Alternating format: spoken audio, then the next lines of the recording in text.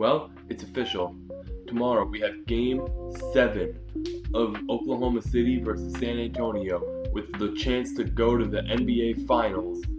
So, I'm going to give you guys some thoughts and analysis on what I think went well for each team, what didn't go well, and honestly, this was just a dominant performance by the Spurs. 27-point victory, never trailed once. So without further ado, let's get into the video. First quarter started very well for the Spurs. Victor Wembanyama got the offense going, got a couple of nice threes to start.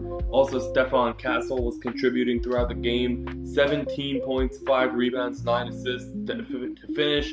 And he got assists on the first 3 buckets. And then he turned around, got a bucket himself. And he was hooping. He had another steal to go along with that. And he had a pretty good field goal percentage. He got 50-50 for the night. Also, the Spurs took advantage of Wembanyama's offensive gravity because anytime he got the ball, most of the time he was getting doubled or even a third guy would come. So he was either just muscling his way through and getting a nice bucket that way, or he would find somebody outside on the perimeter and pass it out to them. And as a result of that offensive gravity, multiple guys got going. I mean, we got Dylan Harper, Devin Vassell, Julian Champagnie, Stephon Castle, all in double figures, along with Victor Wembanyama having a 28-point double-double with 10 rebounds, 2 assists, 2 steals, and 3 blocks. He was a defensive anchor just as much as he was contributing on the offensive end. Even the shots that he wasn't directly blocking. He's a big boy. He's 7'4". Him just getting his hands up and contesting the shot from like 5-10 feet away.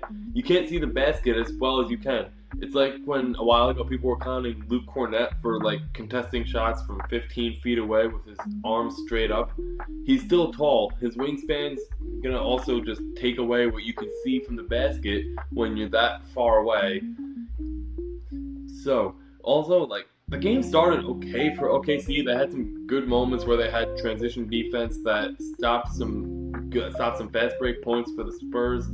Also, the Spurs had exceptional effort throughout the game. They were working, and you could tell that they wanted this game. And as we got into the second quarter, I liked what the Thunder were trying to do. They saw Victor Wembanyama was dominating the paint, and his defensive gravity was affecting their game plan. So what they tried to do, they tried to kind of make him move out of the paint, and they'd either put a trap pass behind him for an easy layup, or they just work him outside the paint and try and do stuff that way. Also, Dylan Harper had an outstanding bounce back game. He had 18 points, 6 rebounds, and 4 assists, 66% shooting. He needed to be better than he was last game, and he rose to the occasion, and he had some nice moves, man. He had a couple of nice spins getting past Chet to the basket. He was a delightful player to watch tonight. Also, Devin Vassell and Carter Bryant, they had a couple of back-to-back plays where they just got the crowd into it. Carter Bryant threw down a vicious dunk, and then Devin Vassell got up literally the next play after OKC inbounds it. He gets all the way down and just blocks Chet Holmgren from behind. And you could tell after that got the bench, that got everybody fired up. I think Vassell almost got attacked because he was like celebrating as much as he was. But yeah, it was incredible to watch, man. And getting into the third quarter, coming out of halftime, Julian Champagnie and the rest of the Spurs came out strong, knocked down a couple threes in a row for Champagnie, and Victor Wembanyama got a couple of nice shots in as well. Literally the same result as the first quarter. 90 seconds in, they called a timeout. So, also, Luke Cornett, much better game than Game 6, where he had 0, 1, and 0. I said he had a cream cheese bagel, and yeah, he did not have a cream cheese bagel tonight. He was effective on both the offensive end, coming out of the pick and roll, and on the defensive end, he got a couple blocks himself. He was making his presence felt. Not quite Wemby level, but he didn't need to be. He never needs to be as good as Wemby. He was an MVP finalist.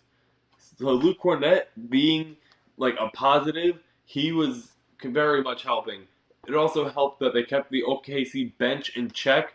AJ Mitchell obviously being out, Jalen Williams out for most of the game, but so that doesn't help. But they also kept like most of the OKC bench players in low double digits or even single digits. I think like they held Jared McCain under 10, which was huge. And then to end the third quarter, San Antonio was able to go on a 20-0 run. That at that point, that was just the end of the game. I don't even have any notes for the fourth quarter because it was over. They emptied the bench. I think Kelly Olynyk and Mason Plumlee were playing the last 9 minutes. Like, there's nothing really to talk about. So, without further ado, I think my MVP for the game was Victor Wembanyama because of his two-way dominance. He was affecting everything when he was on the floor. I guess him getting that new monk haircut that he had at the beginning of the year when he went on a tear and just went out with the monks. He genuinely looked like he was dialed in. He wanted this game. He was talking to the guys on the sideline, and he was telling them, like, he was talking to them, and you could tell he was trying to get them motivated, get them into the game, and it worked. So without further ado, that's it for the video, and I will see you guys in the next one.